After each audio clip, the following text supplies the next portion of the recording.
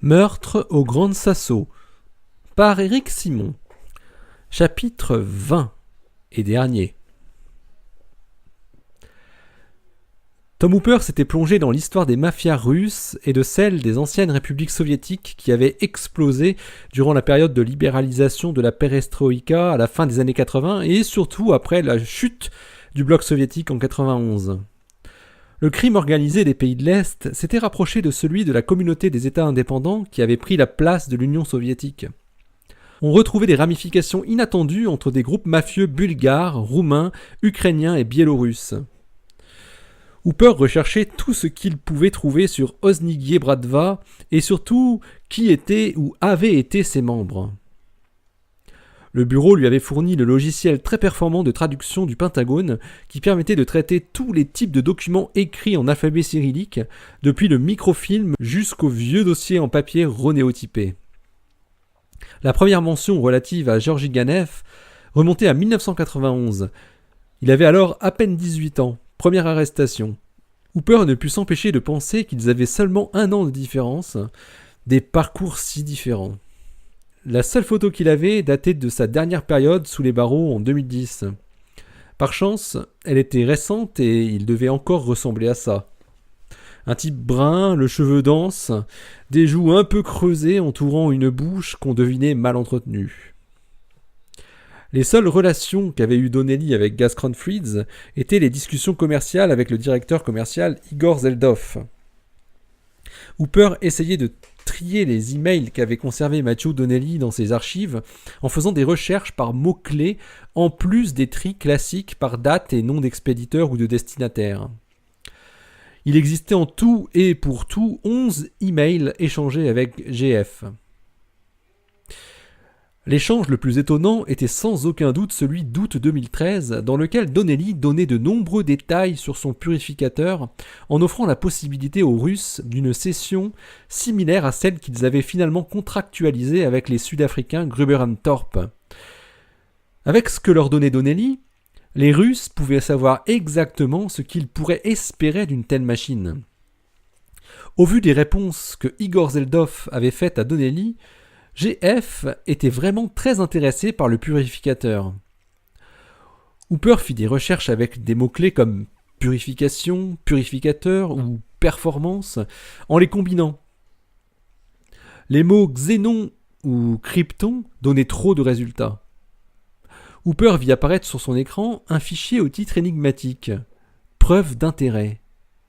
Il contenait un ou plusieurs des mots-clés qu'il cherchait. Tom l'ouvrit. Il s'agissait d'un document technico-économique en anglais, visiblement traduit du russe.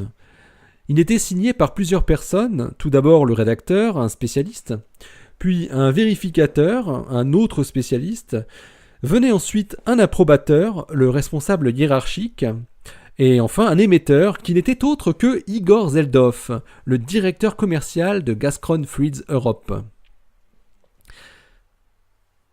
Christina avait reçu un email dès le lendemain matin venant d'Akira Kitano, le frère du père de son ami Kiyoshi, qui était un journaliste d'investigation renommé sur l'archipel. Il semblait persuadé qu'il existait un lien entre l'explosion survenue sur le chantier du Ice Wall du site de la centrale endommagée et la société qui avait remporté le nouveau marché après la chute de la première. Mais il ne parvenait pas à trouver de preuves. Il semblait très intéressé par ce que lui avait retransmis Kiyoshi et le soupçon que l'on pouvait légitimement avoir, sachant que les deux affaires avaient un point commun, même s'il était ténu. Il fallait commencer par chercher la trace au Japon du dénommé Ganev, Gatoro ou Grikov, aux environs de la date de l'explosion, le 24 juin 2014. L'enquête initiale de la police japonaise avait conclu à un défaut technique, qui avait entraîné l'explosion du compresseur frigorifique et la mort du technicien qui se trouvait là à ce moment-là. Mais un collègue de Akira Kitano avait réussi à montrer qu'une analyse chimique de résidus indiquait la présence de RDX, un composé que l'on trouvait dans de nombreux explosifs et qui n'avait rien à faire sur ces échantillons. C'était un signe sans équivoque du sabotage, selon le journaliste. Mais à l'époque, l'enquête de la police avait très vite conclu à une source accidentelle et aucune analyse poussée n'avait été effectuée, Donc aucun suspect potentiel n'avait été recherché. Le seul bénéficiaire d'un tel accident était évidemment la société Kenji Corp, qui pouvait alors tranquillement s'emparer du marché, comme la loi japonaise sur la concurrence l'autorisait. Et qui disait Kenji, disait Gazchron. La question centrale que posait Kitano à Christina était de savoir comment faire le lien entre un tueur nommé Ganef, alias Gatoro, alias Grikov, et la société Gazchron, hormis le fait qu'il avait un nom ou un pseudonyme à consonance russe.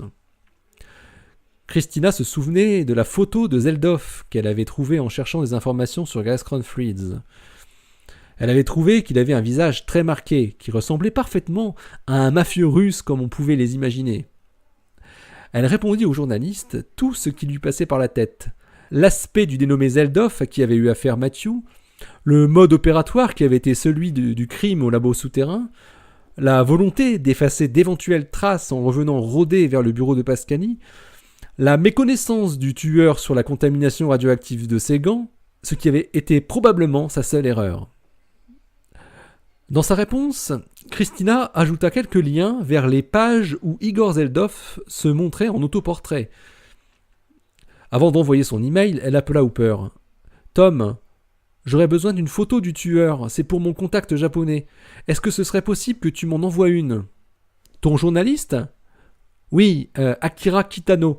C'est lui qui enquête sur l'affaire du Ice Wall que je t'avais raconté et sur l'implication éventuelle des Russes. » Ouais, effectivement, ça serait mieux qu'il ait une photo du type. Je dois te dire que je n'ai pas encore prévenu la police japonaise. Nos indices liés à la contamination radioactive sont malheureusement trop maigres à ce stade. Mais pour une enquête journalistique, j'imagine que c'est du pain béni. Oh que oui! Akira Kitano semble y croire dur comme fer. Bon, je t'envoie la seule photo de Georgi Ganef que l'on ait. Elle date de 2010. Et au fait, Bob Fincher n'a jamais entendu parler de ce tueur. Je voulais te le dire. En revanche, il semble avéré qu'il a trempé dans le sabotage de votre machine. Nous avons transmis nos rapports à la police allemande qui enquête là-dessus. Il ne s'en doute pas encore, parce qu'on l'a laissé tranquille en lui faisant croire qu'il était hors de cause pour ce qu'on cherchait, mais ça va bientôt chauffer pour lui. Et on va quand même le garder à l'œil discrètement. Et pour Peter, il sera forcément impliqué là-dedans. Fincher ne l'épargnera pas, c'est évident. C'est une question de temps.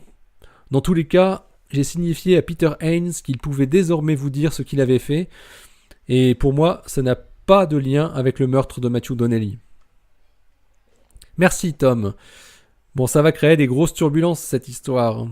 La réputation de LXZ risque d'être gravement atteinte. Il se peut même que finalement Gruber & Thorpe, au vu de tout ça, ne daigne pas remettre en cause notre contrat de fourniture de xénon, même si on n'arrive pas à avoir un purificateur qui marche en décembre. Est-ce que tu as prévenu Giovanna Marcy ? Oh oui, en même temps que nous avons transmis nos soupçons aux autorités allemandes. Je lui ai recommandé d'intenter une action en justice aux États-Unis.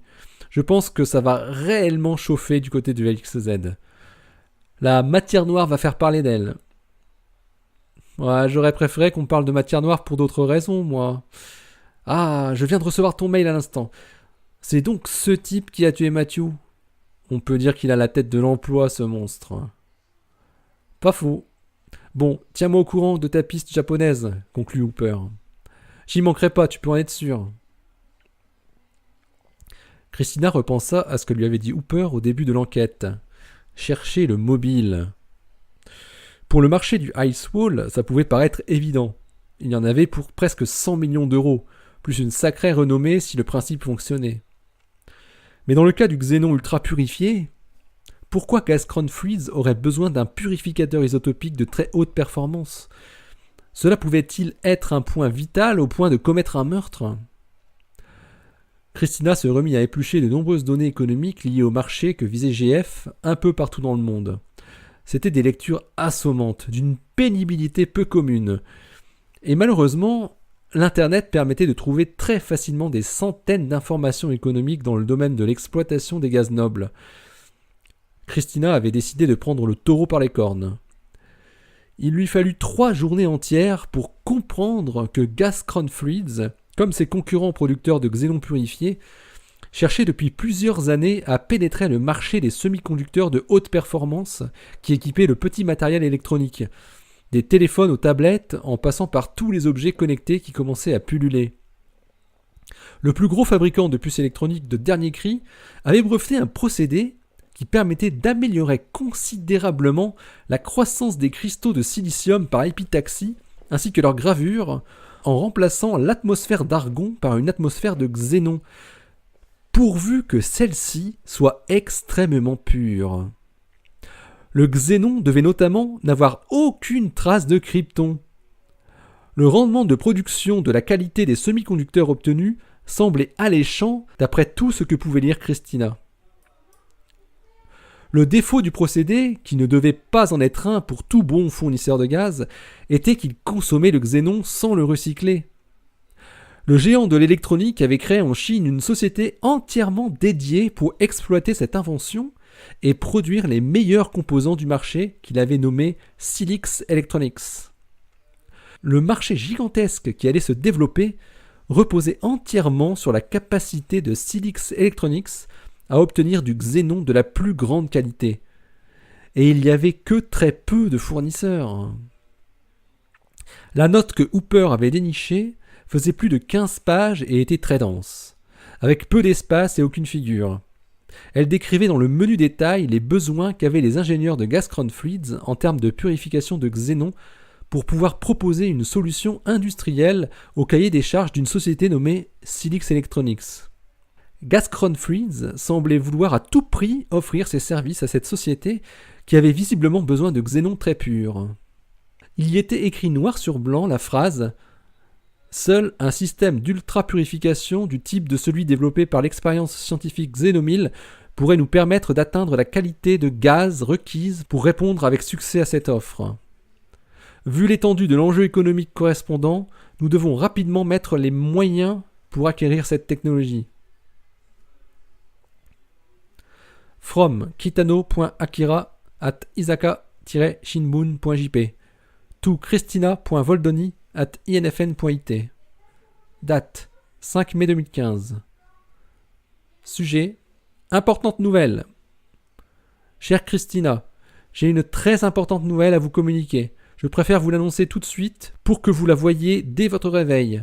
J'ai trouvé un lien entre l'individu Ganev et le directeur de Gascron Fluids, Igor Zeldov.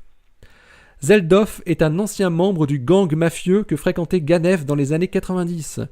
Ils se sont connus à cette époque. En 92, j'en ai la preuve, j'ai même une photo où on les voit ensemble, si jointes.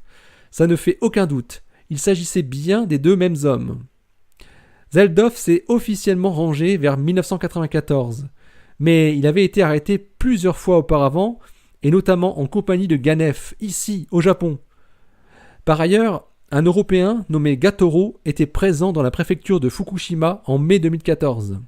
Cela ne peut plus faire de doute. Le tueur de votre ami est celui qui a saboté l'installation de Cryolab en tuant un technicien. Et ce, pour le compte de son ami Zeldov de Gascron. AK. Dès qu'elle lut cet email, Christina ressentit une sorte de soulagement mêlé d'une grande lassitude. Elle composa le numéro de Hooper. « Tom, Matthew est mort pour les puces électroniques de ce putain de téléphone portable. » « Je sais, Christina, je sais. » Il entendait les sanglots qui s'engouffraient dans son oreille comme une brise sombre. « Tu n'es pas seul. »